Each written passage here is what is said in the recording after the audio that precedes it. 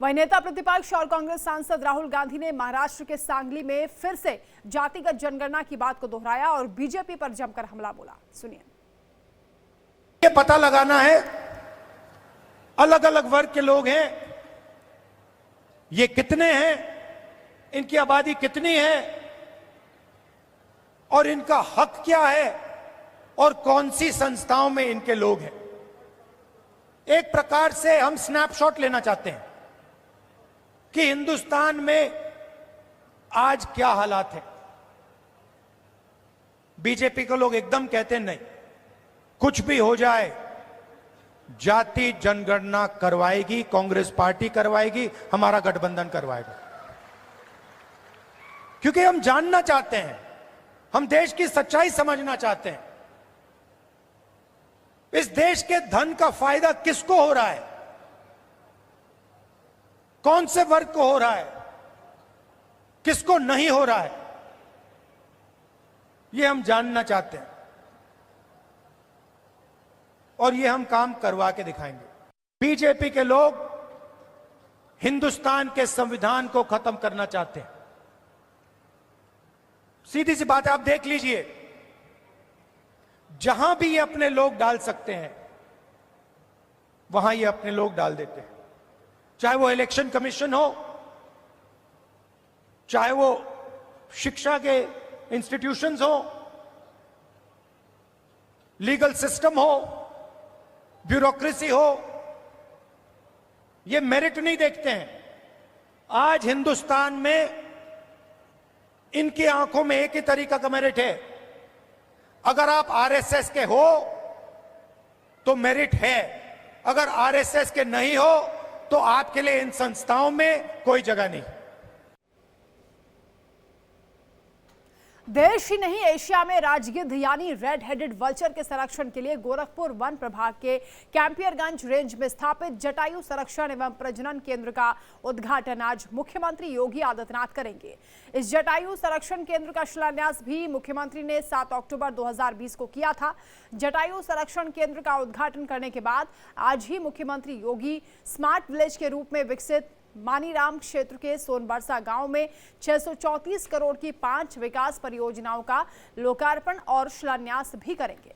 राजगिद्ध जटायु की गाथा रामायण काल से ही सभी जानते हैं, लेकिन पर्यावरणीय खतरे के चलते जटायु के वंशजों के अस्तित्व पर ही संकट आ गया है।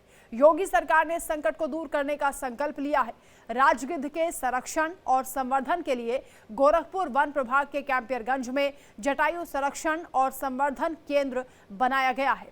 इस केंद्र के जरिए राजगिद्धों की संख्या बढ़ेगी। विलुप्त होती प्रजातियों में शामिल इन जीवों को देखने के लिए सैलानियों की आमद बढ़ने से इको टूरिज्म को भी बढ़ावा मिलेगा।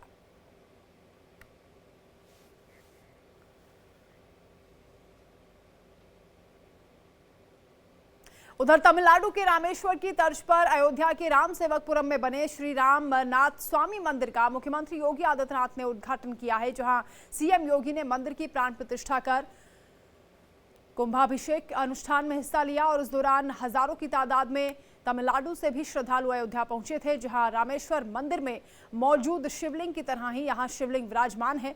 यह पहली बार है जब अयोध्या में दक्षिण भारत से कोई शिवलिंग बनकर आया है। इस खास मौके पर मुख्यमंत्री योगी आदित्यनाथ ने कई अहम बातें कही हैं और उन्होंने क्या कुछ कहा है आपको सुनवाते हैं। एक पवित्र आध्यात्मिक संबंधों के साथ जुड़ते हुए उत्तर से लेके दक्षिण तक, पूरब से पश्चिम तक संपूर्ण भारत एक है, इस संकल्प के साथ यह आध्यात्मिक परंपरा इन सांस्कृतिक और आध्यात्मिक मानबिंदुओं की स्थापना करते हुए आगे बढ़ रही है।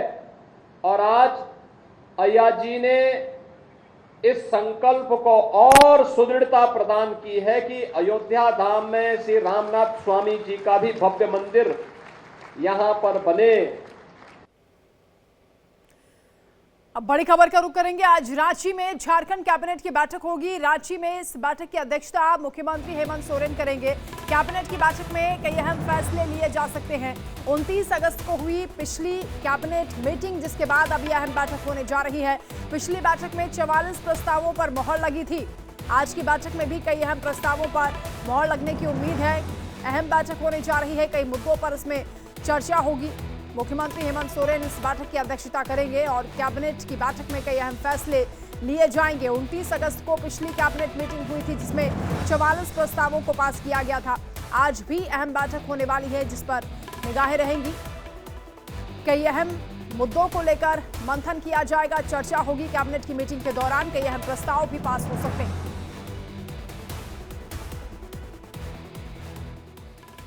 वहीं देश में कपड़ा क्षेत्र के विकास को लेकर सरकार की ओर से कई कदम उठाए गए हैं। कपड़ा क्षेत्र के विकास को लेकर विजन नेक्स्ट फैशन फोरकास्टिंग पहल की शुरुआत की गई है। इस पहल का मकसद भारतीय कपड़ा क्षेत्र को वैश्विक स्तर पर नई पहचान मुहैया कराना है। केंद्रीय कपड़ा मंत्री गिरिराज सिंह ने वीडियो नेक्स्ट फैशन फोरकास्टिंग पहल की शुरुआत की है और इस पहल के जरिए national institute of fashion technology ने भारत संबंधी फैशन ट्रेंड को वैश्विक स्तर पर पहचान दिलाने की बात कही है। और इस मौके पर केंद्रीय कपड़ा मंत्री गिरिराज सिंह ने कहा है कि यह पहल प्रधानमंत्री मोदी के विजन के तहत शुरू की गई है और सरकार की कोशिश है भारतीय कपड़ा उद्योग से जुड़े स्वदेशी डिजाइन को बढ़ावा दिया जाए। फैशन के इस दौर में विजियो नेक्स्ट पहल भारतीय कपड़ा उद्योग के डिजाइन और महत्व को वैश्विक स्तर पर पहचान दिलाने का काम करेगा।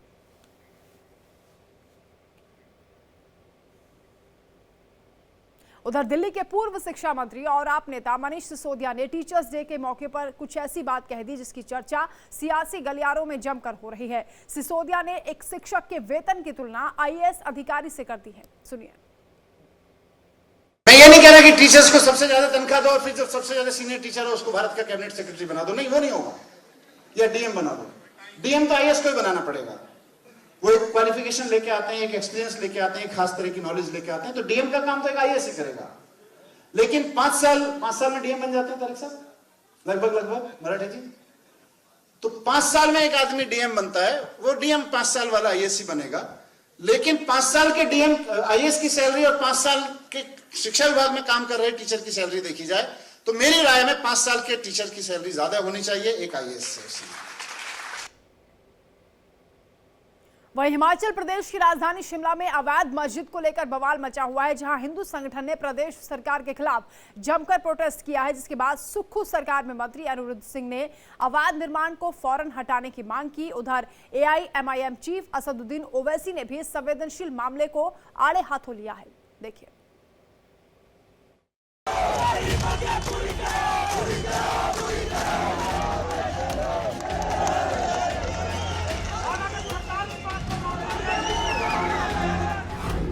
हिमाचल प्रदेश के शिमला में मस्जिद के कथित अवैध निर्माण को लेकर विवाद गहराता जा रहा है। इस मुद्दे पर स्थानीय लोगों ने विरोध प्रदर्शन शुरू कर दिया है।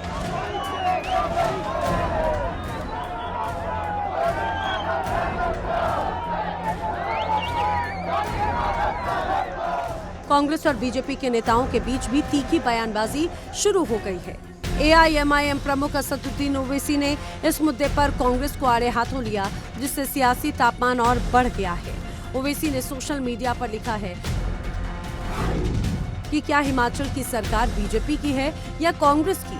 हिमाचल की मोहब्बत की दुकान में नफरत ही नफरत है। वहीं सुक्खू सरकार में अनिरुद्ध सिंह ने ओवैसी के बयान पर जवाब देते हुए कहा कि मंदिर मस्जिद निजी संपत्ति नहीं है, यहाँ वैध और अवैध का मामला है। अवैध तो अवैध है। उन्होंने कहा कि ओवैसी बीजेपी की बी टीम है। देखिए बात ऐसी है, मस्जिद का मामला नहीं है ये। मंदिर मस्जिद क्या किसी का निजी प्रॉपर्टी या घर का मामला नहीं है। लीगल और इलीगल की बात है। इलीगल इज इलीगल, चाहे वो मस्जिद हो चाहे वो मंदिर हो। जो इलीगल है वो डिपार्टमेंट खुद ही, म्युनिसिपल कॉर्पोरेशन खुद बता रहा है कि इन्होंने बार बार जो है वॉयलेशंस करी हैं। पहले 1 मंजिल बनाई, फिर 2 मंजिल बनाई, या 4-5 मंजिल बन गई है। और मैं समझता हूँ इलीगल जो भी स्ट्रक्चर है, चाहे वो किसी का भी है, वो गिरना चाहिए। ये मैं इस पक्ष में हूँ। रही बात ओवैसी साहब की, मैंने देखा और देखिए सही को सही और गलत को गलत तो बोलना चाहिए, बात ये। और सबसे बड़ी भाजपा की तो बी टीम है। वो सभी पूरे देश में जो है लोग जानते हैं कि वो भाजपा की जो है बी टीम है पूरे हिंदुस्तान में। तो मुझे उस बारे में ज्यादा कुछ कहना नहीं है, उनकी अपनी सोच है। वहीं हिमाचल प्रदेश के सीएम सुखविंदर सिंह सुक्खू ने कहा है कि देश का हर नागरिक सम्मान का हकदार है। किसी को भी कानून अपने हाथ में लेने का अधिकार नहीं है।